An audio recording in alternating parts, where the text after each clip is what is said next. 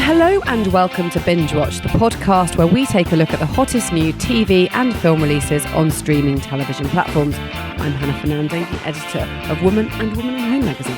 And I'm Ian MacEwan, writer on TV and Satellite Week, TV Times and What's on TV magazines. And today we're looking at the new releases for the week starting Friday the 1st of December. Yes, it's December 2023, Hannah, including Eddie Murphy battling a devious elf in epic Christmas comedy Candy Cane Lane on Prime Video, and Esme Creed Miles in The Doll Factory, a Victorian era tale of art and obsession on Paramount Plus. And we'll also be checking out Maufair Witches on Paramount Plus and remembering a classic Michael Jackson album in Thriller 40. But first, Ian, what is in the news? Spartacus! House of Usher. Yes, it's the Lionsgate Plus 10-part Spartacus spin-off in which Nick Tarabay returns as sinister ex-gladiator Ashur, who's been given the gladiator school as a reward for helping to quash the slave rebellion. What else is in the news, Hannah? Well, Netflix's 8-part drama, Dead Boy Detectives, which is part of Neil Gaiman's The Sandman universe, will follow the ghosts of 2 teenagers who crack supernatural crimes with the help of their psychic friend. Ooh. Well, speaking of which, there's quite a lot of creepy stuff, I would say. Creepiness is the theme of this week's podcast, which starts on BBC iPlayer with a new fantasy drama series available as a box set from Friday the 1st of December.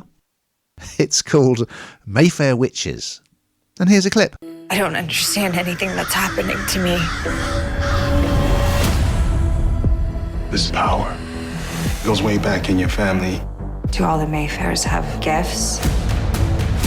You're just beginning to see the world behind the world. If you open your mind, you can be transformed.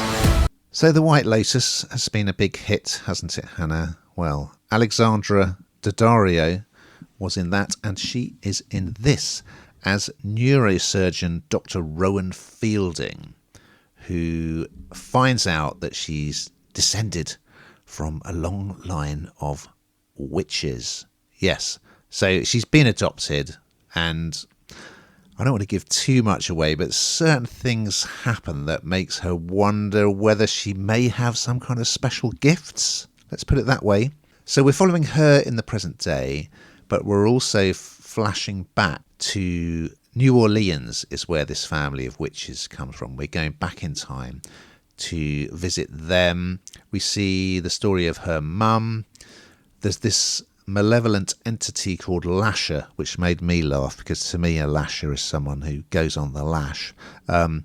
He's played by Boardwalk Empire actor Jack Houston, and he seems to kind of have eternal life because he's haunted the Mayfair Witches for generation after generation. And I think the idea was that she was adopted in order to kind of break her out from this family in which bad things just kept happening. So, yeah, it's by Anne Rice, who, of course, most famous, I guess, for Interview with the Vampire, which got its own TV series this year, didn't it? And we reviewed that. I don't think this is particularly good. It's a bit of a potboiler. Some of the dialogue is super corny, and some of the characterization is pretty broad, I would say. But it's entertaining enough. I like kind of old New Orleans. The old house looks quite good. And I quite like a bit of sort of witchcrafty stuff. Harry Hamlin, remember him from LA Law? He's got a great role in this as Mayfair patriarch Cortland Mayfair. He's quite a fun character. And you've got Beth Grant as Rowan's controlling aunt, Carlotta. So, yeah, she's going to reconnect with this family and her history, and yeah, it's going to be a battle between good and evil, yada, yada, yada. You get the gist. What did you think of this, Hannah? Well, I was quite underwhelmed, to be honest with you, because I thought I'd like it. I like this sort of, I know I don't like this sort of paranormal kind of stuff often, or supernatural, I should say. But with this, I just thought it would be quite interesting, and I just think it's a bit bland. I think it, you know, like you say, it sort of ducks and dives a bit, and I just feel like it doesn't really go anywhere. You know, she's got these superpowers, but because she's a witch, but does that make her bad? Does it make her good?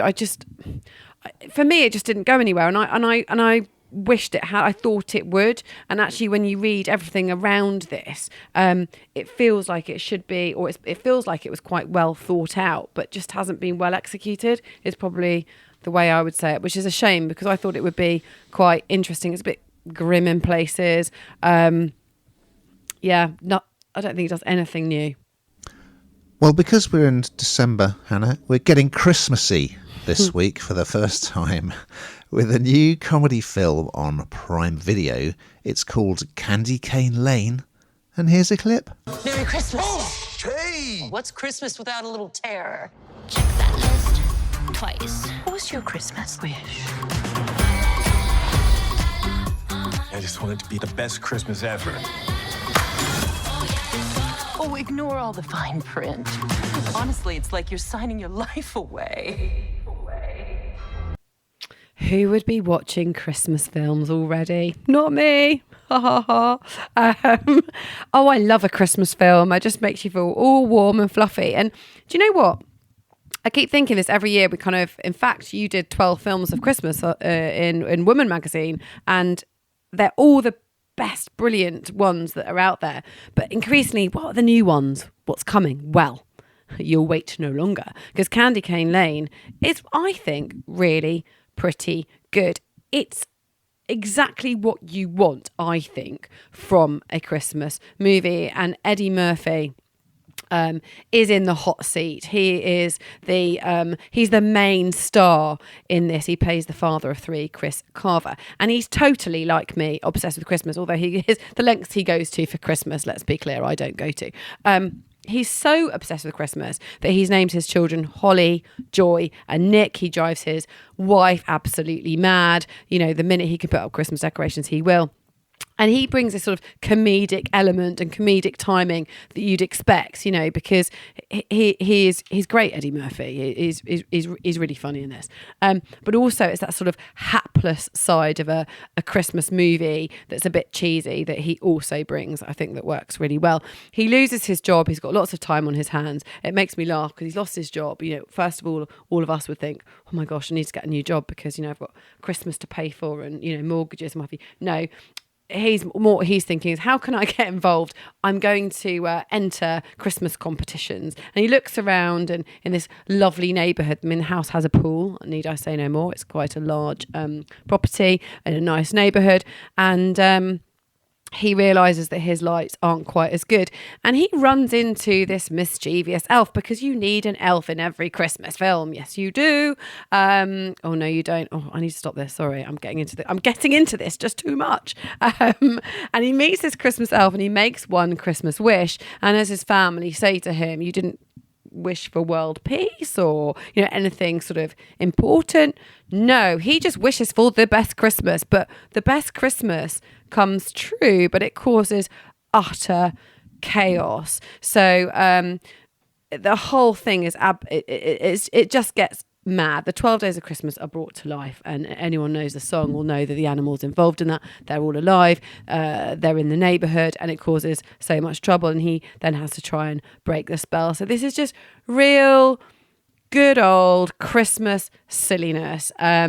No real depth to it, a bit of fun, one to watch with the family, and a bit of a laugh. I'm giving it a big thumbs up.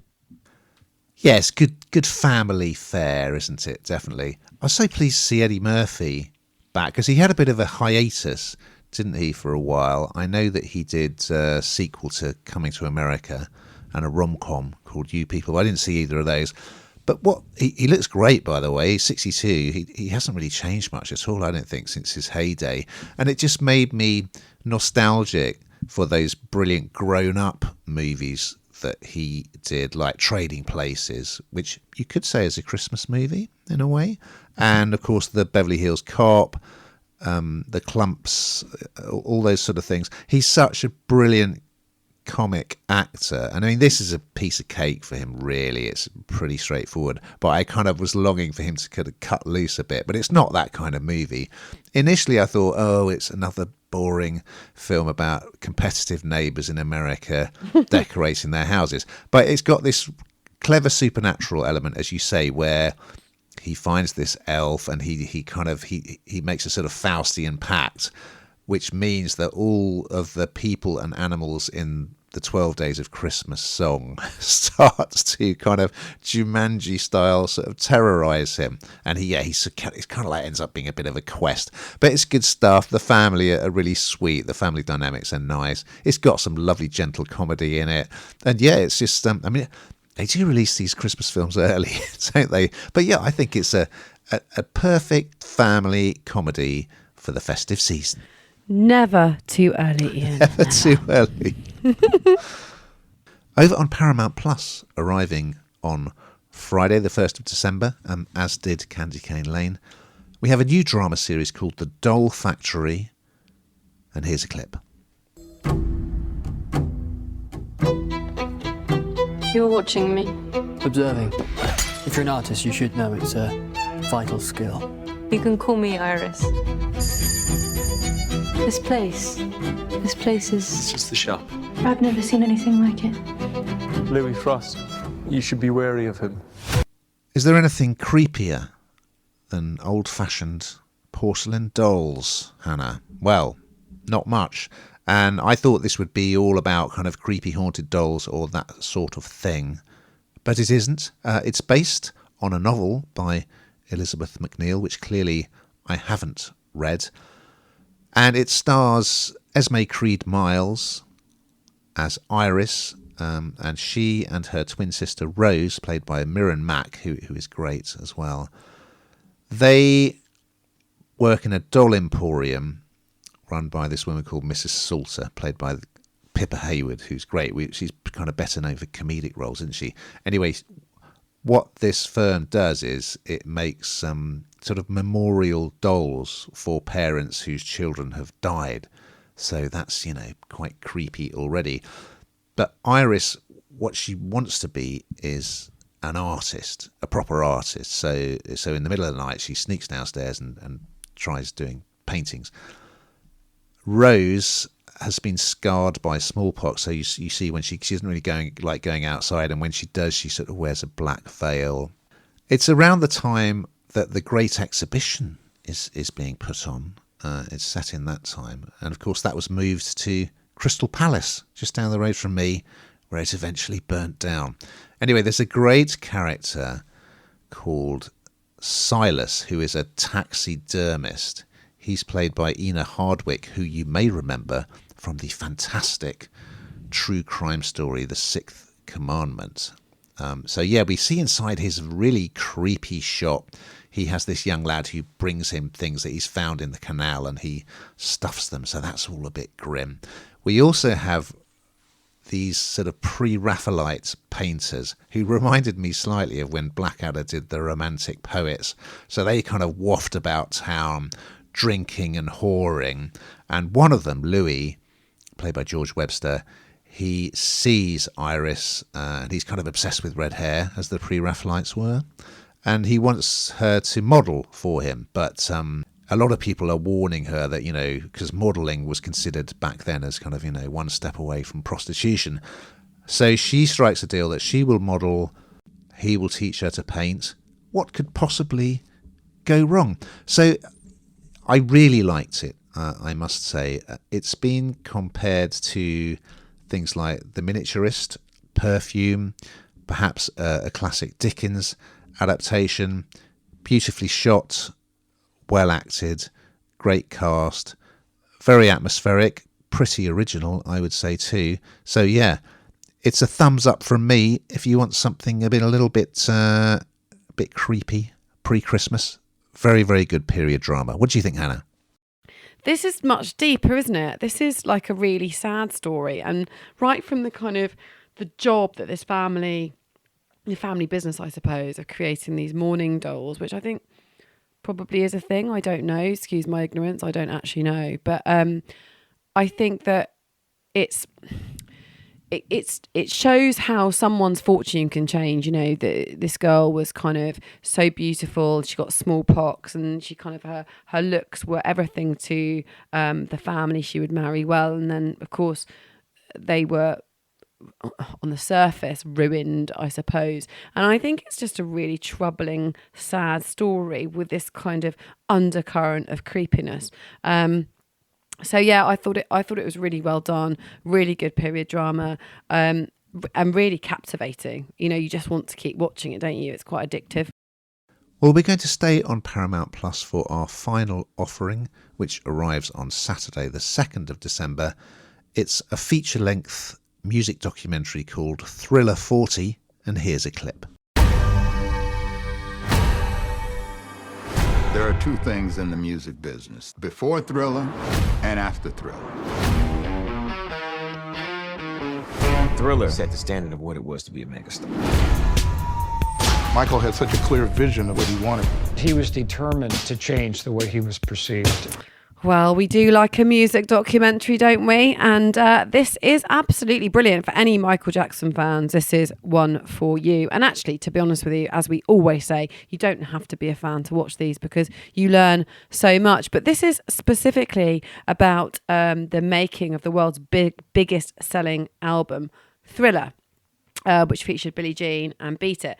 And it sold an estimated 70 million copies since its release more than 40 years ago, which is absolutely incredible. Now, in this documentary, it is exactly what it says on the tin, except I can never believe that there's footage that we haven't seen. You sort of imagine you've seen everything, particularly this many years on, but no, actually not. There is never before seen footage. There's loads of interviews, so you get a real authentic insight into what was going on at that time, about Michael. The album's musicians are interviewed, backing singers, people that worked really closely with him.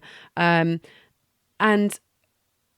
you sort of feel like you get to know, because he's a bit of a unknown quantity, Michael Jackson, in many ways, isn't he? We sort of feel like we know him, but he was just there was such a sort of sad soul as well there. And I just think, and that terribly untimely ending was just so sad. And I think that you learn more about him and more about who he was and with this. And so, as I say, lots of unseen footage, lots of interviews, which makes it feel incredibly credible and authentic. And it also features John Landis, who directed the Thriller video, which of course really was absolutely incredible. It was a really defining moment, I think. And it's incredible that you speak to whatever generation you speak to, will know Michael Jackson, will be able to do not be able to, but we'll try and do the Michael Jackson dance. And that lives on. So yeah, really, really enjoyed this one. How about you? I did enjoy it. I must admit, initially I felt a bit uneasy about watching a rockumentary about Jackson because of all the sex scandal allegations, etc., etc. But it is fascinating, and it's a real deep dive, not just into that album, though it does go into it track by track in quite a lot of detail, but into sort of the beginning of his transformation, because when you see him quite early, he's recording The Girl Is Mine with Paul McCartney in the studio, and he's kind of an adolescent. His skin has broken out. He feels very self-conscious about the way he looks. He's kind of wearing turtleneck sweaters and shirt and tie, but he's going to transform. And let's say so those iconic videos for Beat It and Billie Jean and Thriller feature quite heavily. And of course, at the time, MTV weren't showing videos of black artists. They just weren't. And Jackson's record company basically said, if you don't show his videos, we're withdrawing all our white artists. So they kind of forced them to do it. That was quite interesting. Also, they play the demos that Jackson created in his home studio of these famous songs, and they're incredibly good. They're already, they're not a finished product, but they really sound like what the tracks ended up. So you've got backing singers, the Eddie Van Halen guitar solo on Beat It, all sorts of really good stuff. So yeah, if you like your rockumentary, I do literally remember where I was, because it was that big build up to when Thriller was going to be shown on telly, wasn't there? And yeah, it is an iconic album, and it's a fascinating story. We've got to that time, Hannah, where we find out what you've been binging on this week. I introduced my children to The Holiday, which I felt was a necessity. I watched The Holiday this. Well, I've watched about the first 10 Christmas minutes. decks, and I had it on. I was like to the kids, "You need to watch this. You just have to." And of course, Strictly, which I'm going to say every single week, but I'm definitely still watching that. I tried to get rid of my Christmas Grinch because I often bang on about how I think Doctor Who. Why does it get all this attention? You know, it's ridiculous. So I thought, come on, Ian. It's the 60th anniversary of Doctor Who. They've done this special episode that was shown on Saturday night with David Tennant and Catherine Tate, and I thought, why don't you watch that and see what the fuss is all about? So I did, and it wasn't very good. And yes, Strictly, of course, this continues to delight me. Now, we've just got time to look ahead to next week's offering. So what are we going to be talking about, Hannah? Well, we'll be talking about Jasmine Jobson, who plays the spirit of a dead woman investigating how she died at a railway station in the new drama Platform 7 on ITVX. And will a budding romance hit the buffers in the new Sky comedy Smothered? Well, we'll find out. So we look forward to those and much, much more. But in the meantime...